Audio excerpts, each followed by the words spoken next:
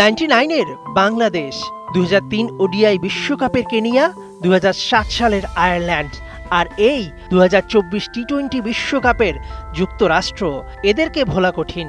প্রথমবারের মতো টি-20 বিশ্বকাপ খেলতে এসে যে চমক দেখালো অ্যারন জোন্সরা, তা স্মৃতির পটে মনে থাকবে বহুদিন।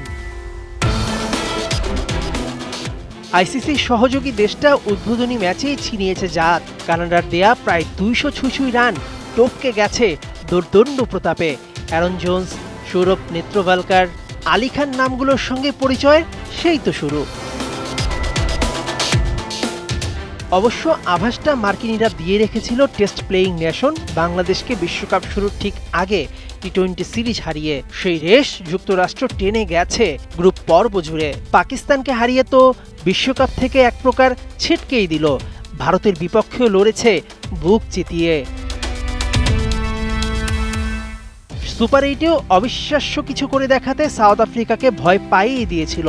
হারমিতদের পাওয়ার শটে কানের পাশ দিয়ে গুলি গেছে প্রোটিয়াদের। আরেক হোস্ট ওয়েস্ট ইন্ডিজের সঙ্গে হারের পর শেষ হয়ে গেছে যুক্তরাষ্ট্রের বিশ্বকাপ স্বপ্ন।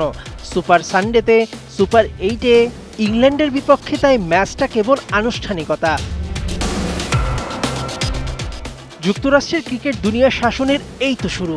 বাংলাদেশ যেমন 99 বিশ্বকাপে তখনকার বিশ্ব চ্যাম্পিয়ন পাকিস্তানকে হারিয়ে বদলে গিয়েছিল, ভাগ্যের কি মিল, যুক্তরাষ্ট্রও তাদের দিন বদলের গল্প লিখতে হারালো সেই পাকিস্তানকেই। বিশ্বের অন্যতম ধনী দেশটা ক্রিকেট ইনভেস্টমেন্ট করছে দুহাত ভরে। আগামীতে আরও ইনভেস্টমেন্ট, বিগেস্ট ইভেন্ট আয়োজন করবে যুক্তরাষ্ট্র।